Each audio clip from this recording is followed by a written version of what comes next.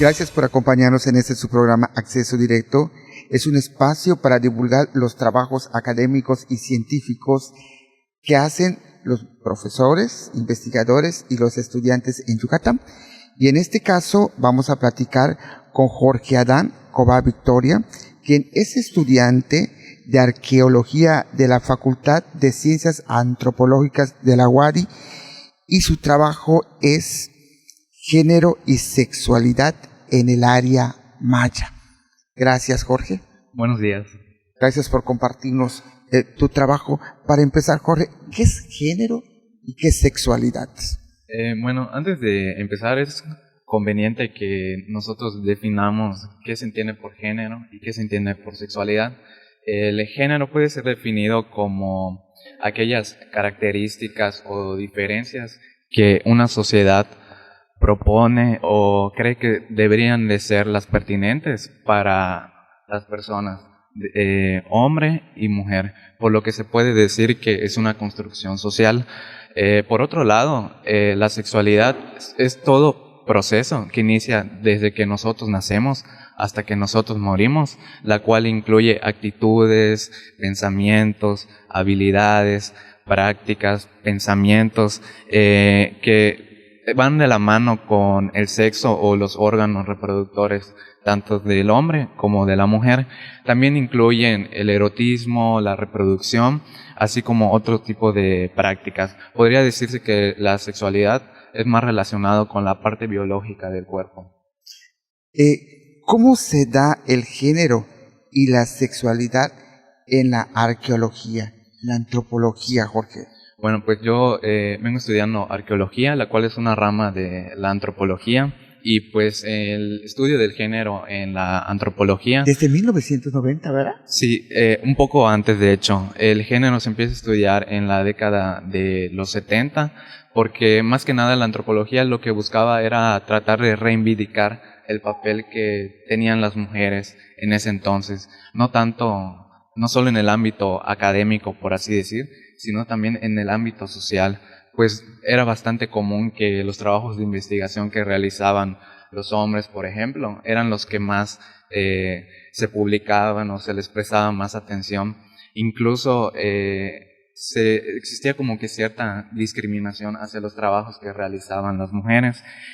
Por parte de la arqueología, el estudio de género pues nace en un poco tiempo después, en la década de los 90, y esto de acuerdo a los distintos movimientos feministas que estaban ocurriendo en esa época.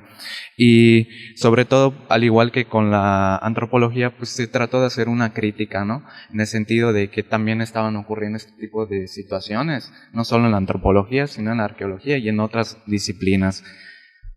Por otro lado, la sexualidad como una rama del género surge en la década de los 90, por ahí finales de los 90, porque se empiezan a dar a la luz o a salir a la luz distintos objetos o materiales arqueológicos que tenían cierto carácter erótico o relacionado con el cuerpo y las relaciones sexuales, y esto incentivó la curiosidad de más de uno, pero no es hasta finales de los 90, como te comento, que los estudiosos y principalmente las arqueólogas se empiezan a interesar en el estudio de la sexualidad de una manera más científica, podría decirse. Y pues algunas de esas manifestaciones relacionadas con la sexualidad que salieron a la luz o se dieron más a conocer en esta época, se encuentran, por ejemplo, los frescos de Pompeya, en donde existen los llamados lupanares, que actualmente o ahora se les diría como prostíbulos, en donde existen varias pinturas en donde se enseñan a las mujeres que trabajaban en este tipo de actividades como la prostitución, pues realizando el mismo acto sexual. También están las pinturas que se encuentran en vasijas griegas, que son muy conocidas, a lo menos los griegos, porque ellos se representan muchas de las veces con los cuerpos desnudos o pues bastante mostrando más que nada el cuerpo, ¿no? Y también los fascinum romanos, que en pocas palabras pues vendrían siendo representaciones fálicas o del órgano reproductor masculino. Nos vamos a un corte comercial y regresamos porque nos van a explicar el género y la sexualidad en el área maya. Regresamos.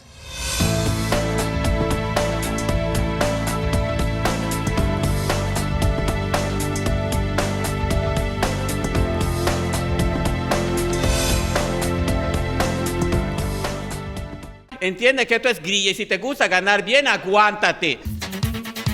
Los temas relevantes de la política yucateca con un toque de humor muy particular. A palo dado, ni Dios lo quita. Por Teleplay. Viejos amigos en una nueva señal.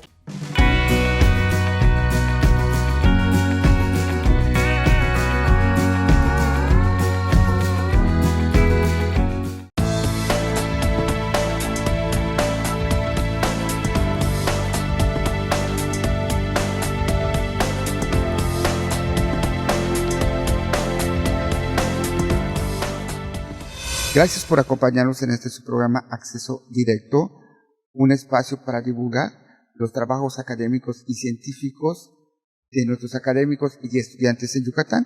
Y para eso estamos hablando con Jorge Adán Cova Victoria, quien es estudiante de Arqueología de la Facultad de Ciencias Antropológicas de la UARI y nos está hablando sobre la sexualidad, el género en el área maya.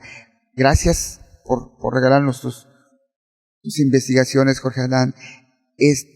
¿Cuál es la percepción mesoamericana del cuerpo? Sí, bueno, pues es importante hacer mención cuál era la percepción o la cosmovisión que se tenía en el área mesoamericana del cuerpo, pues para más que nada poder entender por qué realizaban esas representaciones de los cuerpos humanos y también pues de las relaciones sexuales pues en sus pinturas o en sus murales. En este caso nos tenemos que remontar a un autor que nosotros como arqueólogos o estudiantes de arqueología utilizamos mucho, el cual es Alfredo López Austin, el cual nos menciona que a lo menos en el área de Mesoamérica concebían el cuerpo con partes importantes, las cuales las menciona como centros anímicos. Estos centros anímicos se encuentran en todas las partes del cuerpo, pero principalmente en la cabeza, el corazón y el hígado. Cabeza, corazón e hígado. Cabeza, corazón e hígado. Se supone que son los más importantes centros anímicos. Y estos, si alguno de los tres fallaba, pues obviamente no se podía dar el buen funcionamiento de no solo del cuerpo, sino pues la relación que existía entre las personas mismas. También algo que nos menciona Alfredo López Austin es la dualidad que existe en la cosmovisión y el universo, es decir, el sentido de los opuestos, ya sea macho, hembra, hombre, mujer, lado derecho, lado izquierdo, arriba, abajo, día, noche. Ese tipo de opuestos también son muy importantes de entender y más adelante te voy a comentar por qué en ese sentido, ya más enfocados en el área maya. ¿Cómo es la sexualidad en Mesoamérica? Para empezar, déjame comentarte que pues la sexualidad, aunque ha sido pues bastante trabajada, a lo menos en arqueología y en el área mesoamericana, según en una opinión personal, se ha quedado como que un poco estancada en las mismas temáticas, ¿no? Pero pues yo te puedo mencionar, a lo menos en el caso de la población o la sociedad mexica, que muchos autores la manejan como que la moral sexual de los pobladores entre los mexicas era equiparable o comparable a la de los españoles a la llegada de contacto. Esto puede sonar pues bastante curioso, pero incluso hay evidencias que dicen que existían o ya manejaban el término de pecado. No como tal lo manejamos actualmente, que pecado pues podría abarcar muchas más cosas, sino más que nada el pecado sexual o carnal.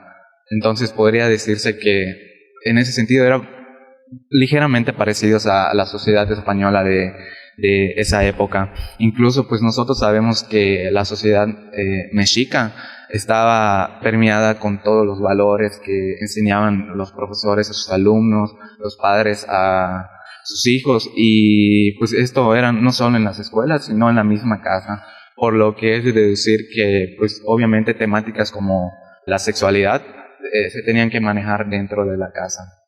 Algunas prácticas como la homosexualidad incluso eran perseguidas, algunas veces eran castigadas por los mismos pobladores, y pues vemos que es, como te comento, que es bastante parecida a lo que pensaban los españoles de esa época.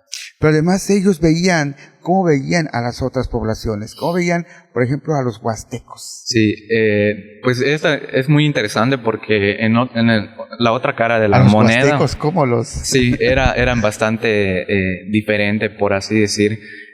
Según Bernal Díaz del Castillo, el cual es uno de los grandes cronistas de Mesoamérica, los describe como personas que eran pecaminosas, las cuales andaban desnudos. En sodomías. Exactamente. Como te comento, andaban desnudos, y esto es bastante interesante porque para la época pues obviamente ya existían... Vestían como papas, con Ajá. uñas largas y cabello largo. Sí, pero Sí, según Bernal Díaz de Castillo. según él, pero pues para la época ya existían obviamente vestimentas pues bastante elaboradas, ¿no? O sea, no era muy común que anden desnudos, por ejemplo. También nos menciona Bernal Díaz del Castillo que pues las relaciones homosexuales entre ellos eran pues bastante comunes. Igual existían relaciones entre padres e hijos, hermanos y hermanas. Eso, ¿dónde se daba con qué población se daba? Entre los huastecos. Entre los huastecos. Sí, nos menciona Bernal Díaz del Castillo. Sobre todo los huastecos del Golfo. Sí, como menciona él. Y pues, como te comento, pues es bastante diferente a la percepción que los mexicas tenían para esa época. Sí, o sea, era una sociedad que sí sabía de reglas, ¿no? ¿Qué se sabe de la sexualidad entre los antiguos mayas? A diferencia de otras poblaciones o sociedades, se distingue a la sociedad maya, que pues es una de las culturas que eran más abiertas en el sentido de las actividades o actitudes que estaban relacionadas con la sexualidad. Algunas de estas actividades eran abiertamente sabidas, las cuales eran las que se representaban en los códices, en los murales, las pinturas, las figurillas y también las esculturas, pero otras no eran muy abiertamente sabidas y eran las que normalmente se representaban en lugares escondidos como lo son las cuevas. Nos vamos a un corte comercial y regresamos, porque estamos aprendiendo de cómo era la sexualidad en el área maya. Regresamos.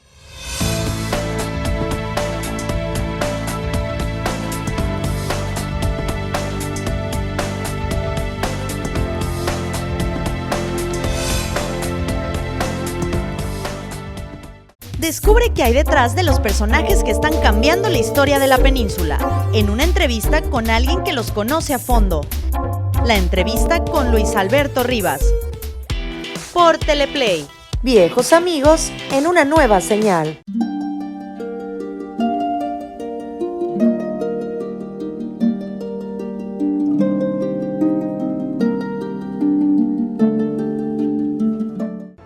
Las noticias más importantes de nuestra entidad, con información actualizada y veraz. Solo las encontrarás con Freddy Heredia, en Yucatán es noticia.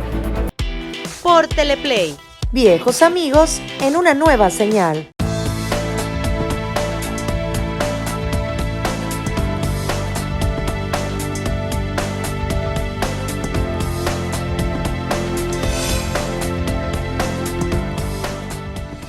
Gracias por acompañarnos en este su programa Acceso Directo, y estamos platicando con Jorge Adán Cova Victoria, quien es estudiante de Arqueología de la Facultad de Ciencias Antropológicas de la UADY.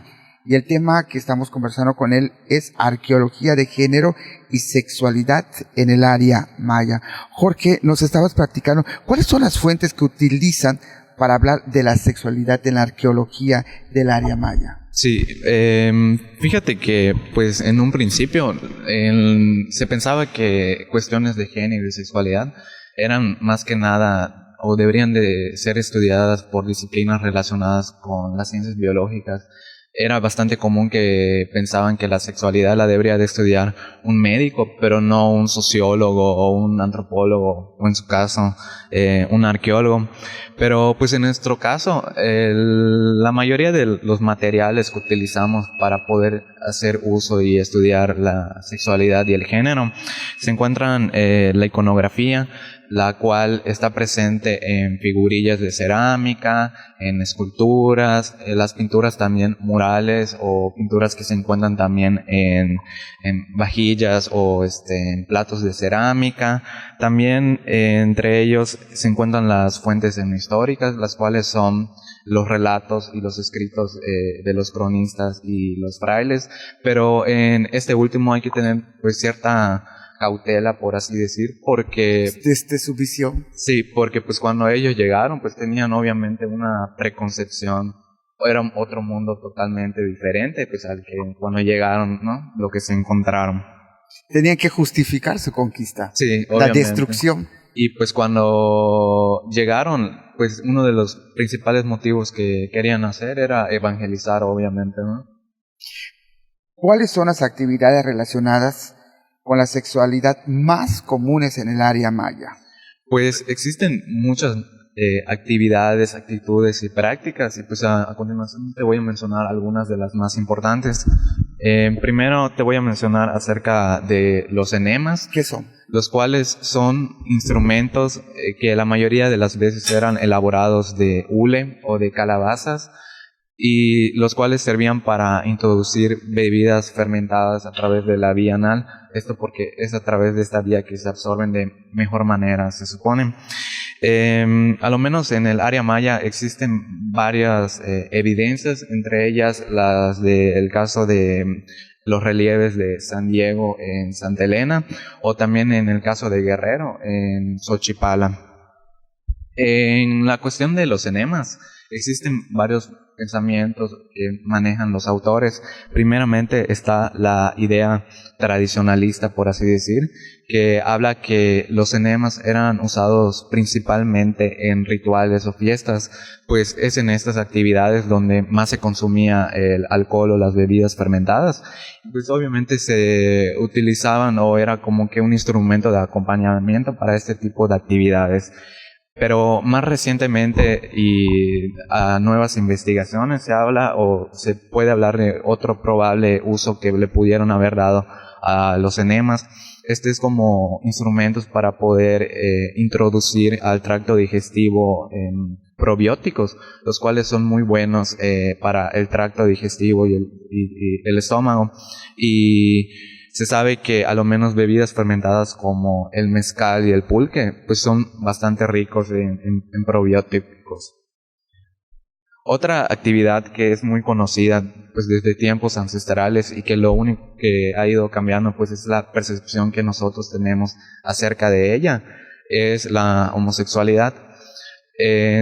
A lo menos en el área maya, el fraile Fray Diego de Landa nos menciona que, según desde su percepción y de lo que observó, la homosexualidad no estuvo presente en el área maya. Incluso nos menciona que en las escuelas donde era común que se junten jóvenes con sus profesores y que eran, por así decir, de tiempo completo, tampoco observó este tipo de actividades, y que también en este tipo de casas de estudio, por llamarles de alguna manera, introducían mujeres en las noches, por lo que según Fray Diego de Landa no existió. Pero por otro lado, Fray Bartolomé de las Casas nos menciona que sí que estuvo presente entre los mayas de Guatemala en este caso, sobre todo a la hora de que querían prevenir embarazos en mujeres menores de 30 años, por lo que no solo se servía como una práctica relacionada con la sexualidad en sí, por así decirlo, sino también como un método anticonceptivo de esa época. También menciona que, a diferencia de Fray Diego de Landa, que en las casas de estudios sí existían, y que incluso los mozos o profesores de esa época abusaban de los niños. Y esto, en palabras de Fray Bartolomé de las Casas, una vez que terminaban sus estudios, pues era muy difícil que se les quite aquel vicio. Esto en palabras de Fray Bartolomé de las Casas. El término homosexualidad se puede decir que es un término atemporal, o sea, no se podría o debería de utilizar para la época prehispánica. Incluso no hay una palabra que se refiera a homosexualidad como tal en esa época. Lo más cercano que existe es el término Ixchupulchip, que en español vendría siendo como hombre que es amanerado o hombre que es afeminado. Es femenino y o hombre que se viste como mujer. Igual está la androginia, la zoofilia. Sí, en el caso de la androginia, por definición, pues son aquellas ambigüedades que existen tanto en el ámbito físico como psicológico. Algunos autores manejan que la androginia pues es parte o considerada parte de las identidades transgénero, y algunos autores también manejan la androginia como sinónimo de hermafroditismo, pero esto último es completamente erróneo. En el caso de los mayas, en su cosmovisión había un concepto que se llama el principio de lo masculino y lo femenino. Nuevamente vemos esta dualidad que te comentaba en un principio de Mesoamérica, de lo que debería de ser o tomarse en cuenta como masculino y como femenino. Y en este caso, una persona se consideraba como ambas, con el lado derecho del cuerpo como de la parte masculina y del lado izquierdo como de la parte femenina, y que una persona no se podía considerar completa, por así decir, hasta el momento de que pues ésta se case o contraiga matrimonio, para que puedan trabajar en conjunto como lo hace el lado derecho e izquierdo del cuerpo. Pues es bastante interesante, ¿no?, el pensamiento que ellos tenían en este aspecto. ¿Cuál es la opinión de las personas sobre estas actividades y su grado de aceptación? Pues fíjate que hace poco pues tomé un curso de arqueología experimental. En este caso el trabajo que realicé era relacionado a hacer encuestas sobre este tipo de actividades que, como ya mencionaste, pues todavía hay más. Existe la zoofilia, las relaciones entre deidades viejas y jóvenes. Entonces el trabajo más que nada era pues saber cuál era la opinión que tenían estas personas sobre estas actividades que se sabe existían en la época prehispánica y que hasta ahora siguen existiendo. Lo que hice fue que en compañía de otro compañero nos fuimos a la comunidad de Izamal, obviamente para que tengamos pues una percepción o un pensamiento un poco más alejado o menos influenciado como lo podría llegar a ser Mérida. Y en este caso, luego de realizar las encuestas que iban en grado de aprobación, por así decir, de acuerdo a lo que pensaban las personas de Izamal sobre este tipo de actividades, ya después elaborando gráficas y otro tipo de datos, nos dimos cuenta de que muchas de estas actividades persisten sin ser aceptadas, sobre todo por el género masculino, en actividades como lo son la homosexualidad o el travestismo. Okay. Pues gracias, Jorge. El tiempo aquí ya nos agotó y gracias por regalarnos tus conocimientos en este tema tan interesante. Sí, gracias a ti. Y a ustedes, gracias por acompañarnos.